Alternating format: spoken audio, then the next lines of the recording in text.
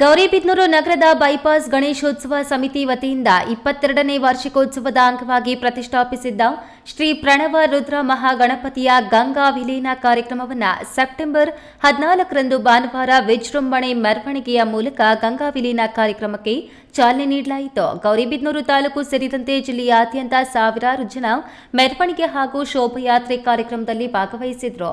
ನಗರದ ಬೈಪಾಸ್ ಗಣೇಶೋತ್ಸವ ಸಮಿತಿ ವತಿಯಿಂದ 19 ದಿನಗಳ ಕಾಲ ಶ್ರೀ ಪ್ರಣವ ರುದ್ರ ಗಣಪನಿಗೆ ವಿಶೇಷ ಪೂಜೆ, ಹೋಮ, ಹವನಗಳ ಜೊತೆಗೆ ಸೇವಾ ಕಾರ್ಯಕ್ರಮಗಳು ಮತ್ತು ಸಾಂಸ್ಕೃತಿಕ ಕಾರ್ಯಕ್ರಮಗಳನ್ನು ಹಮ್ಮಿಕೊಳ್ಳಲಾಗಿತ್ತು. ವಿವಿಧ ಸಾಂಸ್ಕೃತಿಕ ಕಲಾ ಪ್ರದರ್ಶನಗಳೊಂದಿಗೆ ಆರಂಭಗೊಂಡ ಶೋಭಾಯಾತ್ರೆಯಲ್ಲಿ ಜನ ಚಂಗುಳಿ ತುಂಬಿ ತುಳುಕಾಡುತ್ತಿತ್ತು.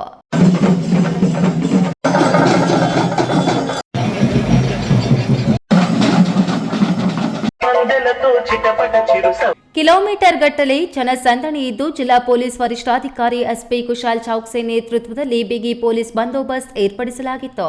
ಹಾಸನ, ದೊಡ್ಡಬಳ್ಳಾಪುರ, ಮದ್ದೂರಿನಲ್ಲಿ ನಡೆದ ಘಟನೆಗಳು ಮರುಕಳಿಸದಂತೆ ಪೊಲೀಸ್ ಇಲಾಖೆ ಎಚ್ಚರಿಕೆ ವಹಿಸಿತ್ತು.